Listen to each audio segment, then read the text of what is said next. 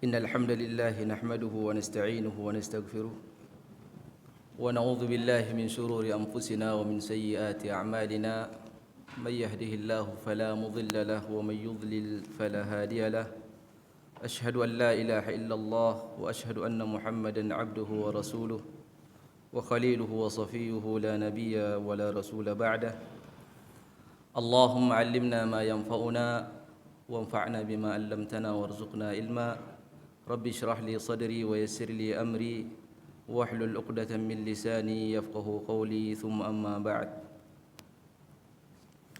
Jamaah yang dirahmati dan dimuliakan oleh Allah Subhanahu wa taala, kembali di majlis subuh ini kita bersyukur kepada Allah atas segala karunia, nikmat dan taufik yang Allah berikan kepada kita, sehingga pada kesempatan kali ini kita masih bisa bertafaquh fiddin untuk memperkaya wawasan keilmuan terhadap agama ini, karena kebutuhan kita terhadap ilmu agama yang dimaksud adalah melebihi daripada kebutuhan makan dan minum, sebagaimana yang disebutkan oleh Al-Imam Ahmad rahimahullah ta'ala. Dan itu semua kita sadari tanpa ada perselisihan bahawa kebutuhan seorang muslim dengan wahyu Allah Subhanahu wa taala melebihi dari kebutuhan dia terhadap makan dan minum. Oleh karenanya orang yang terus mempelajari wahyu Allah Subhanahu wa taala, dia akan senantiasa merasa haus dan akan senantiasa merasa kurang. Beda halnya kalau orang terus makan minum, ujung-ujungnya kenyang. Tapi ilmu, wahyu itu tidak akan membawa seorang kepada akhir, tapi akan membuat dia akan senantiasa rindu, kemudian akan merasa haus dan membutuhkan. Oleh karenanya kebutuhan kita terhadap wahyu Allah Subhanahu wa taala melebihi di atas semua kebutuhan di dalam kehidupan di dunia ini. Ikhwani fillah rahimakumullah, kita akan membacakan satu hadis pada kesempatan yang singkat ini, yaitu hadis Abdullah bin Abbas radhiyallahu anhu, di mana di sini Al-Imam Al-Bukhari rahimahullah masih mengeluarkan hadis ini di kitab Bad'il Wahyi, tentang permulaan wahyu turun kepada Nabi sallallahu alaihi wasallam. Di sini dia bawakan hadis Ibnu Abbas radhiyallahu anhuma. Qala Ibnu Abbas radhiyallahu anhu, kana Rasulullah sallallahu alaihi wasallam ajwadan nasi bil khair, wa kana ajwadu ma yakunu fi Ramadan hina yalqahu Jibril. Di sini Ibnu Abbas radhiyallahu anhu menyebutkan Nabi itu orang yang paling dermawan, dan beliau paling dermawan, lebih dermawan lagi apabila tiba bulan Ramadan, ketika beliau bertemu Jibril alaihi salam dan dia mudarasatul Quran. Setelah Rasulullah sallallahu alaihi wasallam mudarasah Al-Quran bersama Jibril, maka Ibnu Abbas radhiyallahu anhu mensifati beliau, fala Rasulullah sallallahu alaihi wasallam ajwadu bil khairi minar rihil mursalah. Nabi lebih dermawan daripada udara atau hawa yang dikirim oleh Allah Subhanahu wa taala. Jamaah yang dirahmati oleh Allah Subhanahu wa taala, hadis ini mungkin tidak asing lagi bagi kita, tapi kita akan tetap mengambil fawaid atau faedah ilmu dari hadis yang singkat ini. Tentu kita semua ada keinginan, mungkin terlintas di dalam benak kita keinginan untuk andaikan kita hidup di zaman Nabi sallallahu alaihi wasallam, kita bisa melihat bagaimana Rasulullah sallallahu alaihi wasallam mengamalkan agama ini 100%, begitu juga para sahabat radhiyallahu anhu. Tentu kita ada keinginan, tapi takdir Allah Subhanahu wa taala sudah mendahului kita ditetapkan untuk hidup di zaman ini, maka tidak perlu kita protes, karena apa yang Allah takdirkan itulah yang terbaik bagi kita. dan apa yang ditakdirkan oleh Allah kepada para sahabat itulah yang terbaik untuk mereka. Mungkin kita bertanya, kenapa ini yang lebih baik bagi saya? Bukankah di zaman Nabi lebih baik? Iya, generasi Rasulullah, zaman tempat di mana Rasulullah hidup itu adalah tempat sebaik-baik tempat dan zaman sebaik-baik zaman. Tapi pertanyaannya, apakah kita cocok untuk hidup di zaman itu? Apakah layak atau baik bagi kita hidup di zaman itu? Karena kalau kita melihat sejarah para sahabat, gimana mereka masuk Islam, ya mungkin kita berharap itu akan lebih baik bagi kita andaikan kita hidup di zaman itu dan kita termasuk sahabat yang dikasih hidayah oleh Allah. Namun sebaliknya, di zaman yang sama ternyata ada orang yang ditutup pintu hatinya oleh Allah, yaitu Abu Talib beserta orang kafir yang lain. Juga mengerikan.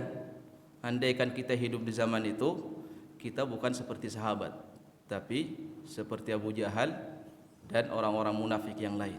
Wal'iyadzubillah. Oleh karenanya jamaah sekalian yang dirahmati oleh Allah Subhanahu wa taala, kita perhatikan perkataan Ibnu Abbasin. Kana Rasulullah ajwadan nas. Kana Rasulullah ajwadan nas. Nabi itu orang yang paling dermawan secara mutlak. Ibnu Abbas radhiyallahu anhuma, kita tahu umur dia waktu hijrah ke Madinah. Tahu umurnya berapa? Hanya belasan tahun, kurang lebih 12 tahun. Karena dia datang ke Madinah itu ketika tahun 8 Hijriah. Karena dia termasuk anak kecil yang tidak bisa hijrah ke Madinah yang Allah sebutkan di dalam Al-Qur'an bersama ibunya. Dia bisa hijrah ke Madinah menimba ilmu bersama Nabi itu di tahun 8 Hijriah, 2 tahun sebelum Rasulullah wafat. Jadi waktu yang digunakan oleh Ibnu Abbas radhiyallahu anhuma untuk mengambil ilmu Nabi sallallahu alaihi wasallam itu kurang lebih 2 tahun. Kurang atau 2 tahun lebih sedikit, tidak sampai 3 tahun. Abdullah Ibnu Abbas radhiyallahu anhuma. Beliau berarti terhitung sahabat yang muda. Sahabat yang muda. Tapi yang uniknya dari Ibnu Abbas radhiyallahu anhuma, ini generasi yang kita butuhkan. Itu dia di umur usia 12 tahun atau 13 tahun ketika mensifati Nabi sallallahu alaihi wasallam. Berarti umurnya berapa itu? 12-an tahun. Dia waktu hijrah ke Madinah, dia perhatikan Rasulullah ketika tiba bulan Ramadan dan di luar Ramadan. Kan dia perhatikan itu Rasulullah, bagaimana hidup Nabi sallallahu alaihi wasallam, sehingga dia rangkum, dia simpulkan. Anak seumuran Ibnu Abbas yang umur 12 tahun atau 13 tahun, kita ukur dengan kita ini, tidak usah anak kita, kita aja lah. Kita seumuran gitu, apakah bisa menyimpulkan hal yang disimpulkan oleh Ibnu Abbas?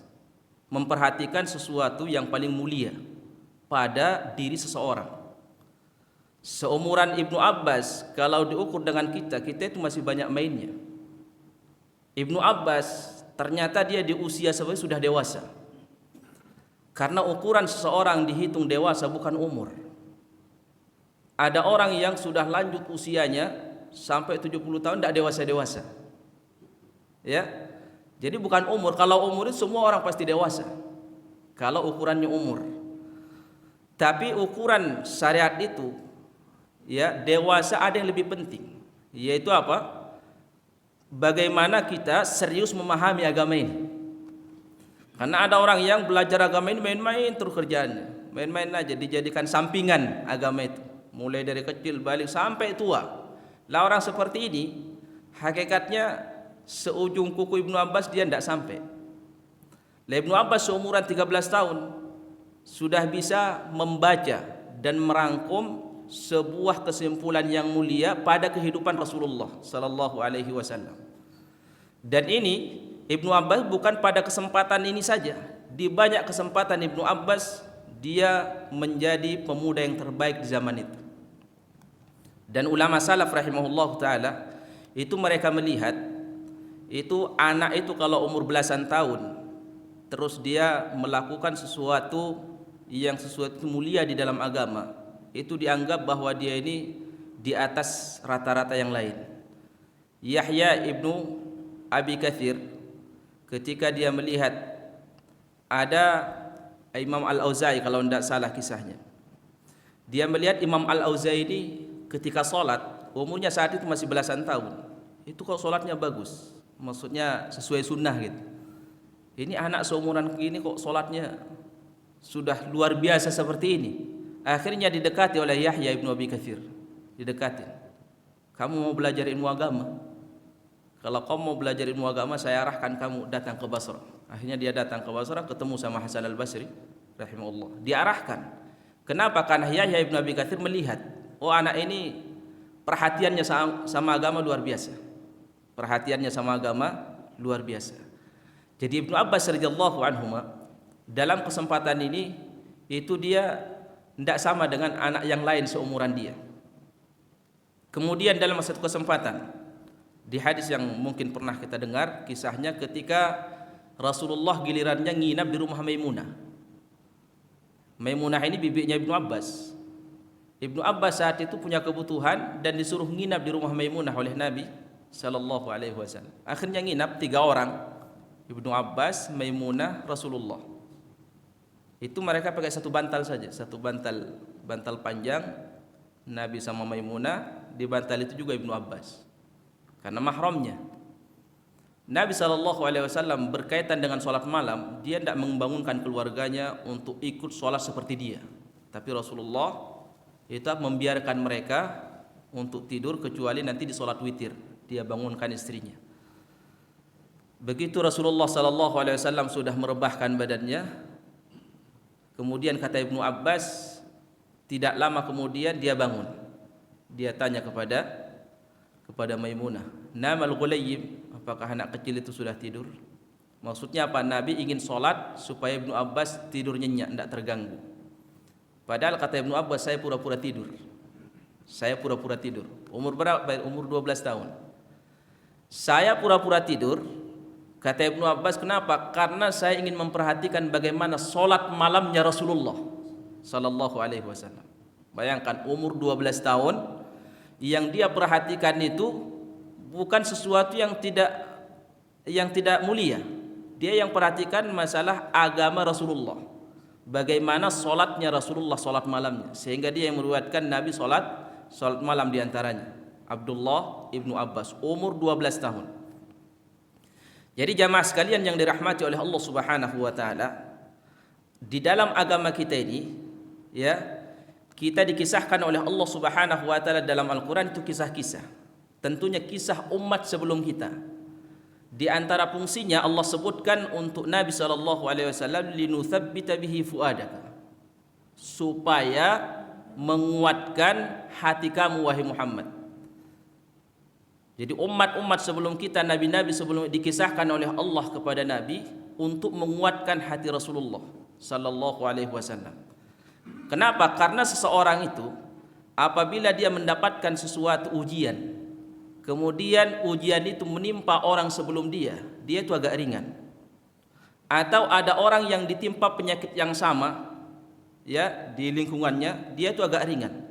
Tapi kalau dia sendirian mendapatkan musibah tersebut dan tidak ada orang lain yang mendapatkan musibah itu, dia takut dan menakutkan.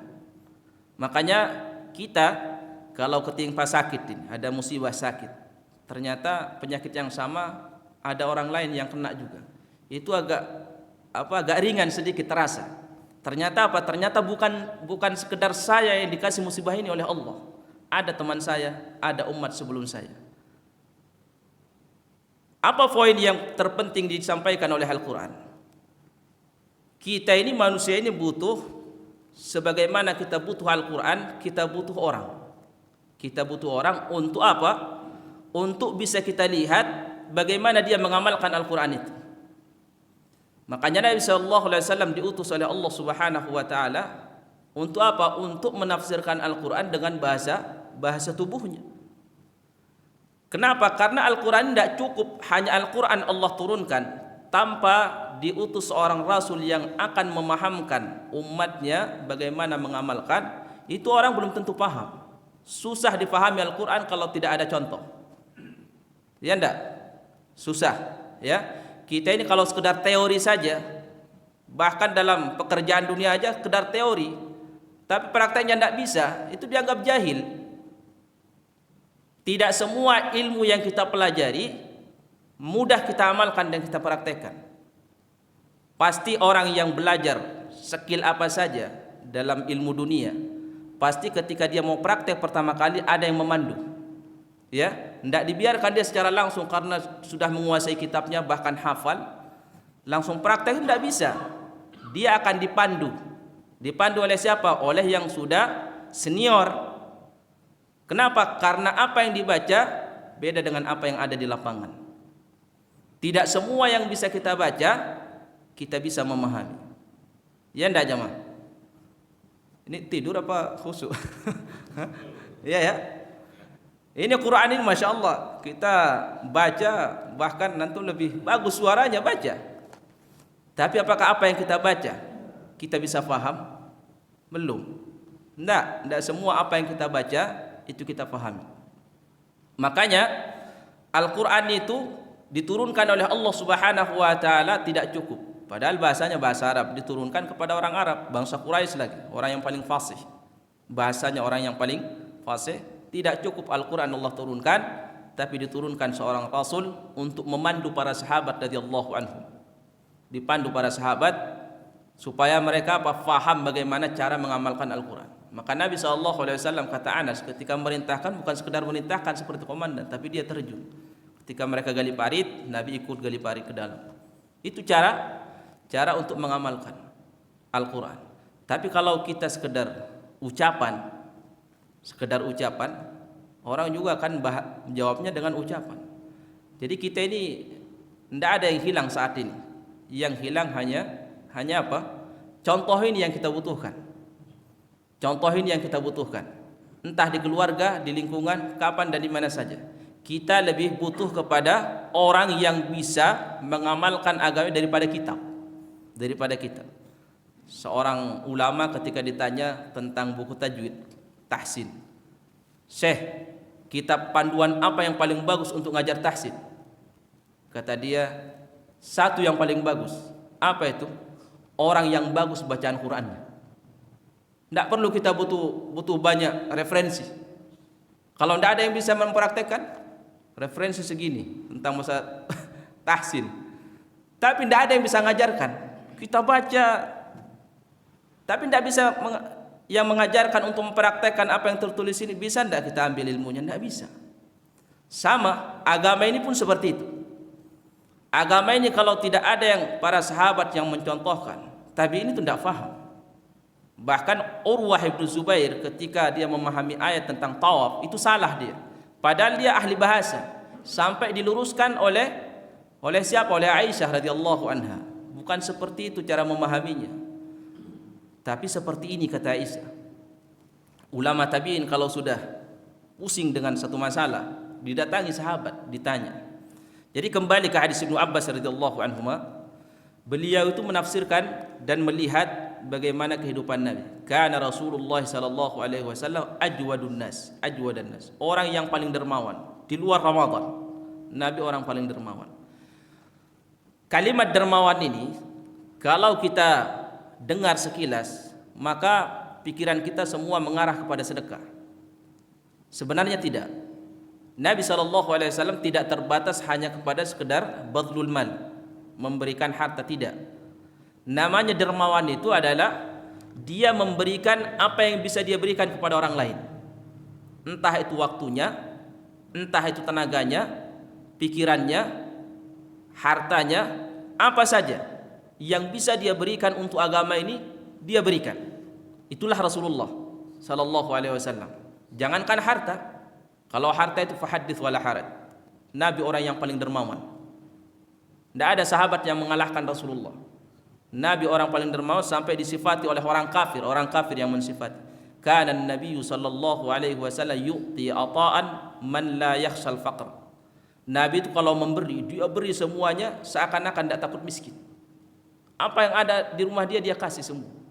Sampai Nabi mengatakan dengan lisannya, tidak ada di antara kalian yang meminta sama saya kemudian apa yang dia minta itu ada, saya tidak bisa mengatakan tidak ada. Akan saya kasih.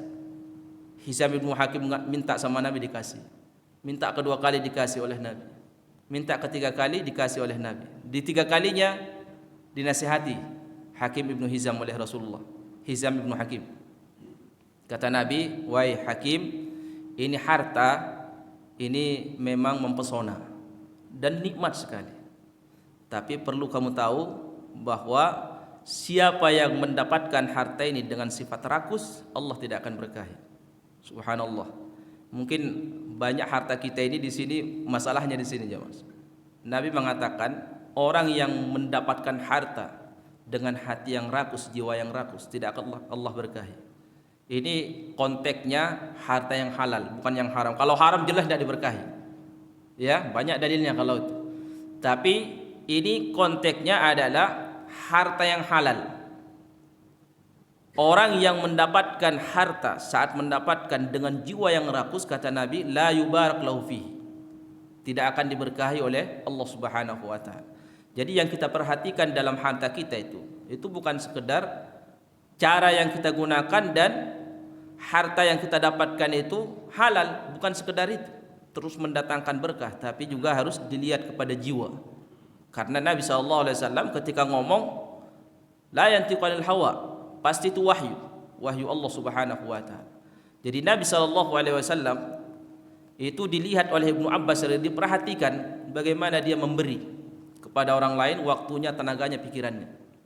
Sampai Nabi ketika sudah diangkat oleh Allah menjadi seorang rasul, itu Nabi jarang tidur kalau malam. Siang pun sedikit Nabi sallallahu alaihi wasallam tidur. Apa yang dia pikirkan? Dia memberikan semua pikirannya, tenaganya itu untuk agama ini. Itu Rasulullah sallallahu alaihi wasallam. Jadi kalimat dermawan jangan hanya sekedar dibatasi maknanya kepada pemberian harta, tapi kepada semua yang kita miliki yang bisa kita berikan kepada orang lain terhadap agama ini, kita berikan, itulah makna kedermawanan. Lihat Nabi SAW di satu kesempatan, diriwayatkan oleh Imam Bukhari rahimahullah dalam Kitabus Shalah. Ini ketika Nabi sudah ada di mihrab, itu Rasulullah sudah mau takbir, ya, dan Bilal sudah qomat. Ternyata ada seorang sahabat yang datang. Apa yang dia minta kepada Nabi? Dia minta diajarkan agama Islam. Subhanallah. Seorang sahabat datang ke Masjid Nabawi, mungkin baru masuk Islam. Dia minta diajarkan kepada Rasulullah agama Islam. Padahal Nabi sudah mau takbir, qomat sudah, Bilal sudah qomat. Apa yang dilakukan oleh Rasulullah? Apakah Rasulullah tunda? Tidak. Itu gambaran kedermawanan Nabi. Itu Nabi SAW itu apa? Tidak jadi takbir, ditunda takbir. Takbiratul ihram ditunda, diajarkan itu sahabat sampai berjam-jam, kata para sahabat. Itu Nabi mengajarkan orang itu di dalam masjid, di pojok. Dan para sahabat dalam keadaan berdiri. Semua menunggu. Menunggu siapa? Menunggu Rasulullah sallallahu alaihi wasallam. Masya Allah, kondisi seperti itu kalau kita lihat hidup di zaman seperti itu, luar biasa Islam itu. Tapi saat ini terjadi jamaahnya tidak geger. Kalau itu terjadi dalam kondisi kita saat ini, kira-kira tidak usah andai-andai, inilah Nabi ini. Kira-kira menurut pandangan antum gimana itu?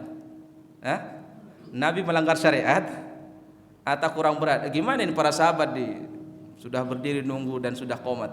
Itu gimana? Melanggar hukum? Melanggar disiplin? Subhanallah. Antum setuju enggak dengan perbuatan Nabi itu? Enggak setuju. Ini paling susah. Orang kalau ditanya enggak jawab iya, enggak jawab tidak. Ini paling susah. Kita mau ngomong apa kan? Antum setuju enggak dengan perbuatan Nabi? Setuju, alhamdulillah. Setuju ya. Kenapa enggak ada sahabat yang maju? Karena Nabi imamnya, Rasulullah imam. Itu Nabi mengajarkan sahabat berjam-jam di pojok masjid. Dan itu disaksikan oleh semua sahabat yang hadir. Dan tidak ada sahabat yang komentar. Tidak mungkinlah sahabat komentar. Karena memang di dalam sholat berjamaah itu Memang yang ditunggu siapa? Imam. Jadi jangan marah kalau imam terlambat. Ya, sekalipun titit. Ini titit ini anehnya ini. Ini yang saya juga sering sampaikan sebenarnya. Cuma tidak apa-apa untuk ngatur ini. Tapi jangan dijadikan patokan, akhirnya tengkar nanti antara jamaah sama imam. Imam terlambat sedikit, setengah jam, akhirnya tengkar. Itu dalam agama ya aib. Kenapa? Coba bayangkan kita datang ke sini, antum sudah datang, imamnya sudah datang, itu tidak sholat. Kenapa? Karena nunggu si jamnya titit. Begitu imam sama makmumnya sholat, jamnya tidak ikut sholat. Nabi SAW di dalam hadisnya mengatakan seperti ini, la taqumu hatta tarawni, jangan kalian ngatur shaf sampai kalian melihat saya. Itu hukum asalnya seperti itu dalam agama. Jadi tidak heran apabila Rasulullah itu habis qomat, dia ada sahabat yang ngajak untuk berbicara, diajarkan agama, itu Nabi SAW itu tidak membuat keributan di kalangan sahabat, tidak dibiarkan, karena para sahabat faham. Nah, apa yang kita lakukan saat ini, ya semoga aja tentu niat kita baik, ya untuk mungkin supaya lebih disiplin lagi, karena memang di zaman ini juga kalau tidak ada seperti ini orang tidak keluar dari rumahnya, ya. Nanti kalau ada jam sebenarnya takut terlambat, akhirnya datang ke sini. Tapi sekali lagi hukum asalnya itu yang ditunggu adalah imam. Maka Nabi SAW itu berjam-jam diajarkan sahabat tersebut. Itu bentuk kedermawanan. Kemudian kedermawanan Rasulullah SAW juga bukan sekedar sama para sahabat, tapi sama keluarganya sendiri. Supaya kita paham apa makna dermawan itu. Dermawan itu bukan sekedar harta, tapi tenaga. Nabi mau tidur sama Aisyah, karena saat itu giliran Aisyah radhiyallahu anha. Itu Aisyah cerita, kata Aisyah, ya Rasulullah, mau ndak dengar cerita saya? Padahal Nabi mau tidur. Ya silahkan, kata Rasulullah. Akhirnya Aisyah itu menceritakan kisah 11 ibu-ibu di masa jahiliyah. Ada yang mengatakan orang Yaman. Ceritanya sampai kepada Aisyah, diceritakan kepada Nabi tentang kesepakatan 11 ibu-ibu untuk menceritakan semua suami mereka masing-masing. Diceritakan oleh Aisyah, itu panjang sekali Aisyah cerita. Nabi mendengar. Subhanallah. Mungkin kalau kita capek dari luar, sudah mau tidur habis kerja, tiba-tiba istri cerita-cerita yang bagi kita tidak ada manfaat, udah tidur aja lah, tidak bermanfaat. Itu Nabi ditunggu sampai selesai Aisyah. Subhanallah, kisahnya itu menarik, ya. Kisahnya 11 ibu-ibu di zaman jahiliyah, sekongkol, sepakat mereka semua untuk duduk menceritakan suaminya masing-masing. Kalau memang suaminya jelek perangainya, akhlaknya, diceritain semuanya. Kalau memang bagus, diceritain semuanya cerita. Itu didengar oleh Aisyah radhiyallahu anha. Kemudian sama cucunya Nabi Hasan sama Husain, itu diapain Rasulullah? Nabi SAW itu di rumah Aisyah radhiyallahu, itu dijadikan kuda-kudaan. Itu Nabi merunduk, Hasan sama Husain itu naik, jadikan kuda. Itu Rasulullah lari, berjalan dia. Ini Hasan di atasnya sama Husain. Antum pernah seperti itu di rumah? Sama cucunya dijadikan kuda-kuda. Kedermawanan Nabi sama anak kecil, subhanallah. Jadi Hasan sama Husain ya melihatnya bukan sekedar Nabi, ini kakek saya. Ini sekalipun kamu Nabi tetap kakek, ya, tetap kakek. Saya jadikan kuda. Nabi jalan. Kemudian Nabi mencium anak-anaknya. Dilihat sama Habis bin Al-Aqra. Subhanallah, qabbaltum auladakum? Kalian mencium anak-anak kalian? Iya, kata Rasulullah, kami mencium anak-anak kami. Kata Habis, demi Allah saya punya 10 anak, tidak pernah saya cium. Jangan-jangan ada di sini tidak pernah nyium anaknya. Ya. Apa kata Nabi? Saya khawatir kepada orang yang tidak pernah mencium anak-anaknya, dicabut kasih sayang dari hatinya oleh Allah Subhanahu wa ta'ala. Itu Rasulullah. Itu disimpulkan semua oleh Ibnu Abbas hanya dalam kalimat yang singkat. Kana Nabi sallallahu alaihi wasallam ajwadan nas. Nabi itu orang yang paling dermawan. Jadi sekali lagi kedermawanan itu waktu tenaga, harta. Kalau harta Nabi SAW itu sebagaimana yang disebutkan waktu pembebasan kota Mekah, itu Nabi memberikan harta kepada orang yang baru masuk Islam. Itu bukan sekedar 1 ekor 2 ekor. Ya, Abu Sufyan itu dikasih 100 onta oleh Nabi, 100 onta. Muawiyah 100 onta, 40 uqiyah emas. Satu orang. Habis Ibnu Aqra kalau tidak salah dikasih 300 kambing. Itu Nabi. Jadi Rasulullah kalau ada harta zakat dihabisin oleh Nabi SAW. Jadi sifat kedermawanan Nabi bukan sekedar terhadap apa yang dia miliki, sampai kepada harta umum itu dia salurkan secepatnya kepada yang berhak. Nah, kemudian sifat kedermawanan ini itu dia bertambah ketika tiba bulan Ramadan. Ketika tiba bulan Ramadan. Kata Ibnu Abbas, wa kana ajwadu ma yakunu hina fi Ramadan. Dan Nabi paling dermawan apabila bulan Ramadan tiba. Kenapa? Karena Rasulullah saat itu mudarasatul Quran. Jadi mudarasatul Quran itu menjadi sunnah yang baqiyah sampai hari ini, bahwa kita saat belajar Al-Quran atau belajar tahsin itu dibutuhkan ada orang yang memandu dan partner. Karena Nabi SAW di bulan Ramadan itu sama Jibril tiap malam. Di tahun di mana Rasulullah SAW wafat, itu Nabi mengkhatamkan Quran 2 kali. Di tahun di mana dia wafat, Rasulullah mengkhatamkan Al-Quran itu 2 kali. Di dalam Ramadan ini, ketika dia mudarasah Al-Quran bersama Jibril alaihissalam, itu gantian mereka baca. Terkadang Jibril yang baca, terkadang Nabi SAW yang baca. Namanya apa? Pasangan. Sampai saat ini alhamdulillah itu hidup, karena memang dibutuhkan ilmu ini harus ada pasangan. Kita harus ada teman belajar. Sampai saat ini para ulama rahimahullah itu mereka membuat majelis khusus di kalangan para ulama. Jadi sama temannya 3 orang itu belajar bersama mereka. Kenapa? Karena ketika orang itu sendirian, terkadang tidak tuntas belajarnya. Kalau sendirian dia itu tidak tuntas belajar. Kita baru baca buku sedikit mau dituntaskan, lihat bantal tidur. Ya, langsung tidur. Tapi kalau ada teman itu kita mau tidur tidak enak. Kita lagi malas, ada teman jadi semangat. Coba antum di sini, kita belajar bersama di sini. Antum ngantuk ya ditahan, sekalipun tetap aja tidur, ya.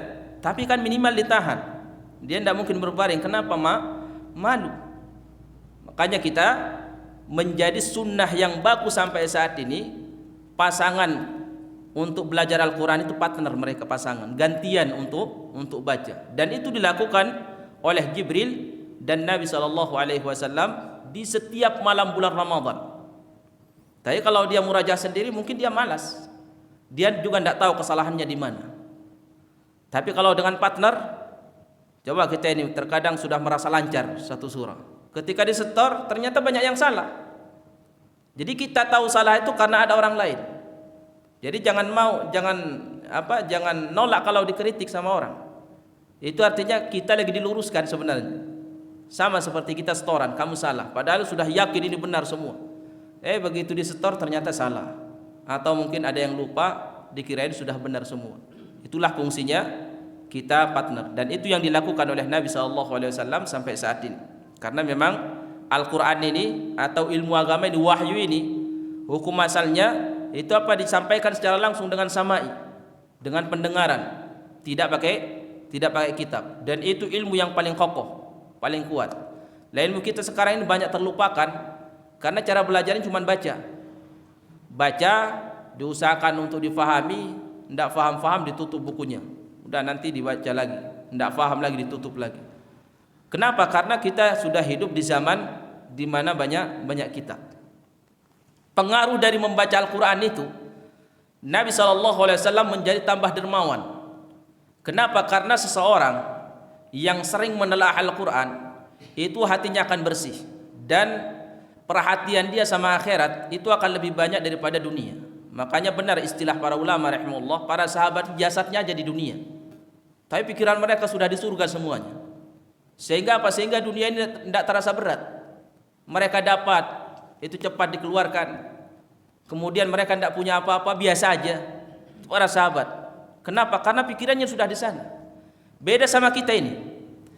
Kita kan kebanyakan tidak punya apa-apa, kelihatannya sederhana, tapi pikirannya di harta orang. Mikirin harta orang, kekayaan orang terus. Kekayaan orang dipikir. Tidak pernah mikirin masalah akhirat. Sehingga dibawa membaca Al-Quran, itu berat. Itu pikiran kita. Kenapa? Karena pikirannya difokuskan kepada harta. Allah Subhanahu wa taala di dalam surah Al-Isra kalau tidak salah mengatakan wala tamuddanna 'ainaika ila ma matta'na bihi. Jangan kamu pandang kenikmatan yang kami berikan kepada orang lain dengan pandangan ta'ajub. Kita dilarang. Ternyata pengaruhnya besar. Kita hidup di sederhana di kampung. Itu hal yang wajar, tenang rasanya. Tapi kita hidup sederhana, di samping kita, tangga kita orang-orang mewah, itu tekanan batin. Ya, coba antum sendirian tinggal di gubuk, di sampingnya apartemen, itu orang-orang punya rumah mewah, tekanan batin enggak? Tekanan batin. Pasti antum akan pindah dari tempat itu kalau antum tidak bisa menyamai mereka. Tapi dengan kondisi yang sama, tinggal di kampung, perkampungan, rumah mereka semua sama, itu tenang. Ternyata tidak ada masalah. Kenapa ketika kita hidup di samping orang kaya sementara kita orang sederhana, itu kita tidak bisa hidup bahagia? Karena mata kita digunakan memandang kekayaan orang. Sehingga apa? Sehingga batin kita, nafsu kita ini naik ke atas, ingin memiliki seperti orang apa yang dimiliki oleh orang lain. Sementara kita ditakdirkan oleh Allah seperti itu. Kita melihat istri orang misalkan lebih cantik dari istri kita, sementara mungkin selama ini kita harmonis dengan istri kita, tapi ada istri orang dilihat ternyata lebih cantik. Akhirnya apa? Pulang ke rumah dibandingkan. Apa yang ada di pikirannya? Istri orang kerjaan. Akhirnya ujungnya istri dia tidak terasa, padahal bertahun-tahun dia hidup harmonis sama istrinya. Kenapa? Mata tidak dijaga, sehingga melihat istri orang lebih cantik, akhirnya istri dia tidak ada nilainya. Dia bertahun-tahun hidup sederhana nyaman, begitu melihat orang kaya dipelototin, dilihat, akhirnya apa? Rusak hatinya, pulang ke rumah melihat, saya tidak punya apa-apa, tidak punya mobil, tidak punya ini, masih ngontrak. Akhirnya tekanan batin. Kenapa? Karena Al-Quran pesannya tidak diamalkan. Wala tamuddanna 'ainaika ila ma matta'na bihi. Jangan kamu pandang kenikmatan yang Allah berikan kepada orang lain itu dengan pandangan yang kagum. Kamu kagum. Makanya Nabi SAW disifati sifatnya. Kana nadharun Nabi SAW mulahadhah. Nabi cara memandangnya itu mulahadhah. Mulahadhah itu kata ulama rahimahullah ahli bahasa menyebutkan dari kata al-lihad. Al-lihad itu ujung mata ini, bagian samping, ya. Nabi SAW maknanya kalau melihat dunia itu dia lihat dengan ujung matanya.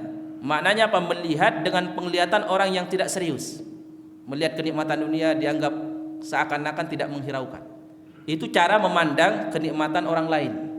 Supaya apa? Supaya hati kita tidak rusak. Tapi kalau kita pelototin sebut, Masya Allah, Masya Allah, luar biasa, udah rusak hati. Jadi Rasulullah SAW itu di dalam murajaah atau belajar bersama Jibril, pengaruh beliau sampai Nabi SAW langsung berubah kedermawanannya. Apalagi kita, Rasulullah aja orang yang sudah dermawan tambah dermawan. Orang yang pelit sering baca Quran jadi dermawan. Orang yang tidak baik jadi baik. Orang yang sudah dermawan tambah dermawan. Orang yang sudah baik tambah baik. Itulah Al-Quran. Makanya jamaah sekalian, ada yang perlu kita sadari saat ini, bahwa anak-anak kita ini diusahakan oleh musuh-musuh kita supaya tidak kenal dengan Al-Quran. Kenapa? Karena mereka sekarang ini lagi melakukan penelitian bahwa kenapa umat Islam ini cerdas-cerdas. Karena mereka ini menghafal Al-Quran atau membaca Al-Quran minimal. Dan di dalam Al-Quran itu ribuan kosakata dan istilah yang tidak ditemukan di bahasa lain. Itu dalam Al-Quran. Jadi anak kita itu kalau baca Al-Quran, kenal dengan istilah takwa, kenal dengan istilah iman, kenal dengan istilah ihsan, ithar, inabah, taubat, istighfar. Itu istilah itu akan nempel terus di otak mereka. Sehingga yang keluar itu apa? Yang keluar istilah-istilah itu. Tapi kalau anak kita jarang baca Quran, kita sendiri jarang baca Quran, apa yang keluar? Itu istilah-istilah yang jorok, yang kurang baik. Karena itu yang masuk. Karena Nabi SAW di hadis Ibnu Umar mengatakan, kata Nabi, saya pernah bermimpi. Di dalam mimpi itu saya meminum segelas susu. Sisanya saya kasih ke Umar bin Khattab. Dan saya melihat susu yang saya minum itu apa? Itu masuk ke dalam tubuh saya semua sampai keluar dari jari-jari saya, kata Rasulullah. Kemudian diceritakan mimpinya itu oleh Nabi kepada para sahabat habis sholat subuh. Para sahabat bertanya, apa takwilnya ya Rasulullah? Kata Nabi, al-ilmu. Takwilnya adalah ilmu. Jadi susu yang masuk yang diminum oleh Nabi itu ditakwilkan oleh Nabi adalah ibarat ilmu. Apa yang kita baca, apa yang kita minum itu yang keluar. Coba yang diminum apa? Itu susu. Susu itu kata ulama rahimahullah tidak disebut dia minuman secara mutlak, tidak disebut makanan, tapi dia mencakup kedua-duanya. Susu itu makanan sama minuman sekaligus. Itu yang diminum oleh Nabi itu yang keluar.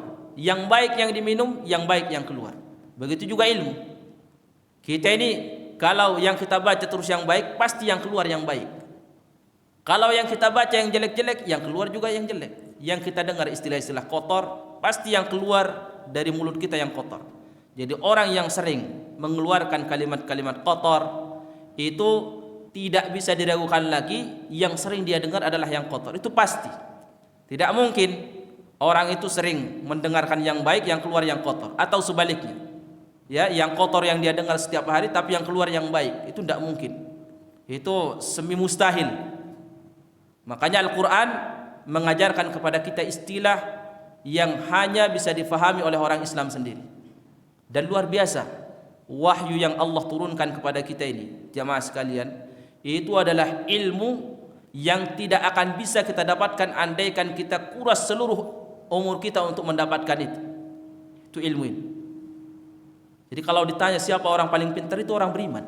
Orang beriman itu orang yang paling pintar. Antum sering kan lihat sekarang video banyak orang-orang Arab itu, orang-orang kafir yang profesor, yang doktor-doktor itu masuk Islam. Hanya gara-gara apa? Hanya gara-gara mendapatkan penemuan ilmu yang mereka pelajari sudah sampai puncaknya, ternyata sudah didapatkan di dalam Al-Quran 14 abad yang silam. Ada orang yang masuk Islam karena membaca surat An-Nur.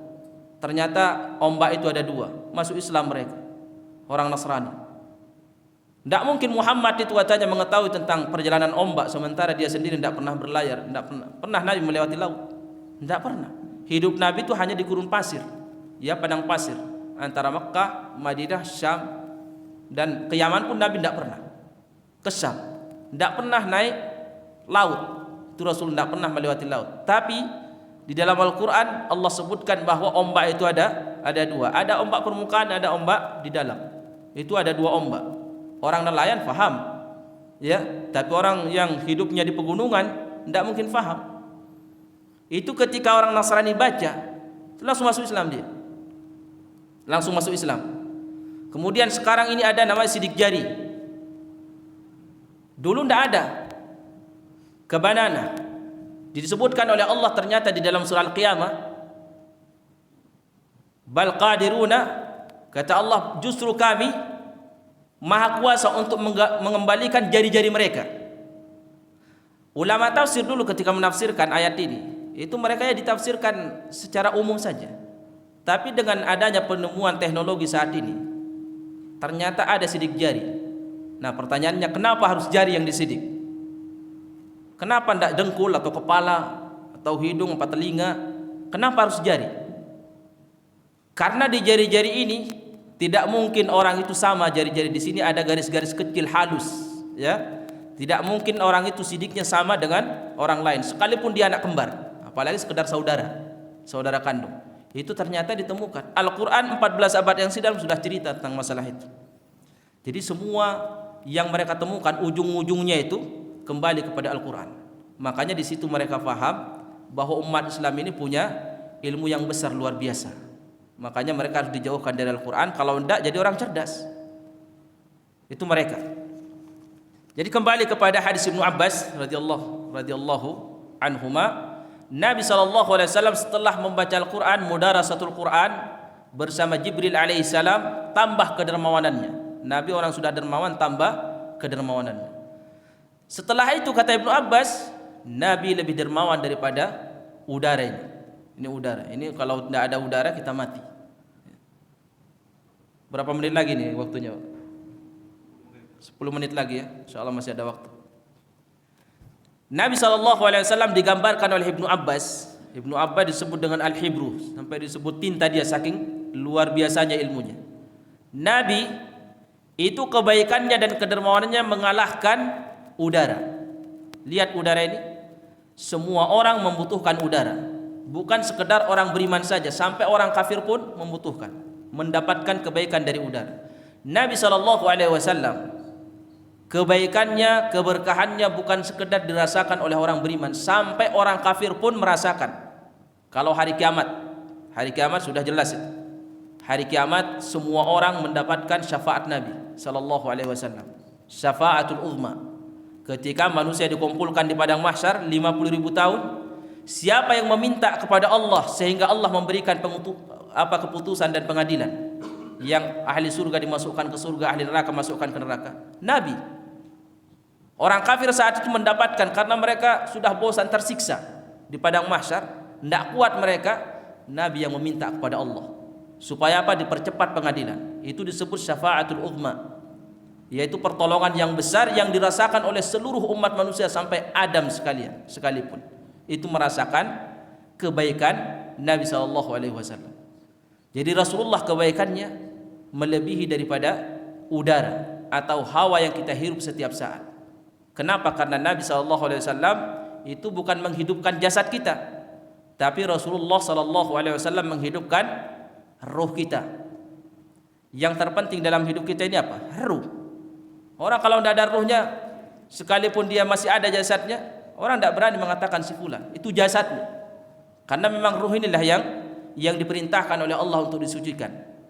Qad aflaha man zakkaha wa qad khaba man dassaha. Sungguh beruntunglah orang yang senantiasa mensucikan jiwanya, ruhnya. Jiwa. Allah tidak mengatakan orang yang mensucikan jasadnya. Wa qad khaba man dassaha. Dan sungguh rugilah orang yang senantiasa mengotori jiwanya. Dengan apa jiwa ini harus disucikan, dibersihkan? Ya dengan wahyu. Hanya wahyu inilah yang bisa mensucikan jiwa kita. Jadi Nabi SAW ini pensifatan dari Ibnu Abbas radhiyallahu anhuma terhadap Rasulullah. Ini sebuah kalimat yang maknanya sangat luas. Artinya apa? Artinya Nabi SAW itu diciptakan oleh Allah Subhanahu wa taala, itu dibekali dengan sifat yang jauh luar biasa besarnya sifat beliau. Sifat malu Nabi luar biasa, sifat dermawannya luar biasa. Kemudian bukan sekedar sifat yang batin, bahkan sifat zahir Nabi SAW itu luar biasa. Rindu tidak ingin ketemu Nabi? Rindu. Dulu ulama itu rindu ingin ketemu Rasulullah. Mereka terkhusus tabi'in yang tidak sempat ketemu Nabi SAW, mereka rindu. Sehingga mereka terkadang datang kepada sahabat, tanya, coba ceritakan gimana sifat Nabi SAW. Ulama-ulama banyak yang dipertemukan oleh Allah dengan Nabi di dalam mimpi. Qutaibah bin Sa'id, Al-Imam Al-Bukhari, Al-Imam Syafi'i, dan ulama-ulama yang lain banyak yang bermimpi ketemu Nabi SAW. Dan itu keberuntungan. Kenapa? Karena Rasulullah SAW diciptakan oleh Allah. Itu kata ulama rahimahullah, seakan-akan Nabi itu diciptakan oleh Allah sesuai pesanan dia. Itu Nabi. Kita kalau mau pesan, dikasih kesempatan oleh Allah untuk pesan sebelum lahir ke dunia, sebelum diciptakan, dibentuk postur tubuh kita oleh Allah, ya. Itu kira-kira mau pesan seperti apa postur tubuhnya? Ya. Putih luar biasa, ya, mancung, gagah. Pokoknya kita akan pesan yang paling bagus anggota tubuh yang dimiliki oleh manusia. Lah itulah yang dimiliki oleh Nabi SAW. Itu yang dimiliki oleh Rasulullah. Kalau saat ini orang dengar Nabi Yusuf membaca kisahnya, itu Zulaikha aja tergoda sama dia, ketampanan Nabi Yusuf. Padahal Nabi Yusuf itu dibandingkan Nabi itu setengah ketampanan Rasulullah, setengah ketampanan Rasulullah. Cuman kenapa di zaman Nabi tidak ada perempuan yang mengajak Rasulullah untuk berbuat zina? Karena saking tidak sabarnya melihat ketampanan Nabi. Sementara Nabi Yusuf itu sudah banyak yang tergoda saking tampannya, sampai mereka ada yang sampai motong ngiris-ngiris tangannya, itu kan dalam Al-Quran disebutkan, saking tampannya. Karena Nabi Yusuf sama Nabi beda, ketampanan Rasulullah jauh lebih besar daripada Nabi Yusuf, tapi tidak ada yang terfitnah perempuan di zaman Nabi terhadap Rasulullah. Kenapa? Karena Rasulullah itu ketampanannya, ya, keindahan Nabi dibungkus oleh kewibawaan. Sehingga apa? Sehingga perempuan yang melihat Nabi tampan tidak terlintas di benak dia untuk merayu Nabi untuk berbuat jahat. Itu Rasulullah sallallahu alaihi wasallam. Nah, sekarang ini anak-anak kita, terkhusus kaum anak-anak perempuan, ini sekarang ini lagi banyak ya nonton film apa? Film apa yang sekarang lagi marak-marak ini? Korea jamaah sekalian. Ini luar biasa. Enggak tahu saya kalau di luaran. Saya beberapa ada megang sebelumnya rumah Quran. Itu saya tahu belakangan ternyata santri-santri perempuan senang melihat dan menyaksikan film Korea. Itu setampan apa sih orang Korea itu? Setampan apa mereka? Lebih tampan antum. Ya. Makanya tugas kita ini supaya anak kita ini tidak rusak pikirannya itu ada di Korea. Padahal mereka itu juga ya banyakkan orang kafir. Itu apa tugas kita? Kita pelajari sifat Rasulullah, kemudian kita ceritakan kepada mereka. Nabi itu manusia satu-satunya paling tampan di permukaan bumi ini. Kata para sahabat radhiyallahu anhum, man ra'ahu ba'idan habahu. Itu Nabi, siapa yang melihat Rasulullah dari kejauhan dia akan segan. Wa man ra'ahu qariban ahabbahu. Siapa yang melihat Nabi dari jarak dekat dia akan cinta. Ulama sahabat mengatakan semua, siapa yang melihat Rasulullah sekilas pasti dia langsung senang dan cinta. Luar biasa Nabi SAW. Nah, ini tugas kita ini, ya, ajarkan kepada anak-anak kita, terkhusus anak perempuan, karena anak perempuan yang saat ini banyak menonton film Korea. Ya, kalau mungkin anak muda sedikit. Ini perempuan yang banyak. Ini ceritakan kepada mereka tentang ketampanan Rasulullah sallallahu alaihi wasallam. Bagaimana hidung Nabi sallallahu alaihi wasallam. Kemudian bagaimana gigi Rasulullah sallallahu alaihi wasallam. Itu Nabi seperti bulan purnama. Nabi kalau ngomong, itu kata sahabat seakan-akan keluar mutiara dari sela-sela omongannya itu. Kemudian gigi seri Nabi itu ada celah, keluar di situ cahaya. Di hidung Nabi mengeluarkan cahaya. Kemudian alis mata Nabi itu seperti bulan sabit. Itu indahnya luar biasa. Postur tubuhnya, putihnya Rasulullah itu tidak ada yang menyamai. Nah, ini yang seperti ini kita angkat. Supaya apa? Supaya yang ada di otak anak perempuan kita saat ini, itu yang ada adalah kerinduan ingin melihat wajah Nabi. Bukan kerinduan ingin ketemu jadi istri orang Korea. Ini kan yang di benak anak perempuan kita, orang Korea. Seakan-akan orang Korea itu di atas segala-galanya. Dia tidak tahu andaikan dia melihat nabinya, dia diberikan sesuatu yang mulia oleh Allah. Kalau Rasulullah SAW dipelajari, kita tanamkan, kemudian kita tanamkan mereka rindu sama Nabi, itu baik enggak? Baik. Bahkan kita ini diperintahkan untuk mengkaji, mempelajari sifat Nabi supaya kita rindu ingin ketemu Nabi sallallahu alaihi wasallam. Dulu para ulama tabi'in itu dikaji sifat Nabi. Sehingga apa? Sehingga mereka rindu. Karena kalau orang sudah rindu, dia sering belajar, nanti dia muncul rindu. Kalau orang sudah rindu, itu kan terbawa. Sebelum tidur ingat itu, bangun tidur itu yang diingat. Sehingga kalau sudah rindu sama Nabi, sebelum tidur dia bayangkan gimana ya wajah Nabi. Pertama kali bangun dibayangkan, ya Allah, belum ketemu Nabi tadi malam di mimpi. Sekarang enggak, sebelum tidur orang Korea. bangun tidur orang Korea, padahal dia orang Indonesia. Mikirannya orang Korea. Itu sifat Nabi sallallahu alaihi wasallam. Zahir sama batin ajwad. Fauqa ma yutasawwar. Itu di luar yang bisa dibayangkan. Semua orang yang hidup di zaman Nabi mendengar bagaimana kebaikan Rasulullah. Ketika dia datang bertemu langsung sama Nabi, mereka takjub. Ternyata sifat Nabi yang kami dengar baik, begitu ketemu langsung sama Nabi, di luar apa yang kami bayangkan. Itulah baginda Rasulullah sallallahu alaihi wasallam, dan kita berharap semoga Allah pertemukan kita dengan Nabi sallallahu alaihi wasallam. Jadi sekali lagi jamaah sekalian yang dirahmati oleh Allah, hadis Ibnu Abbas ini itu adalah hadis yang mulia, yang besar. Sifat Nabi yang zahir sama batin itu tidak bisa kita jelaskan dan tidak bisa kita bayangkan.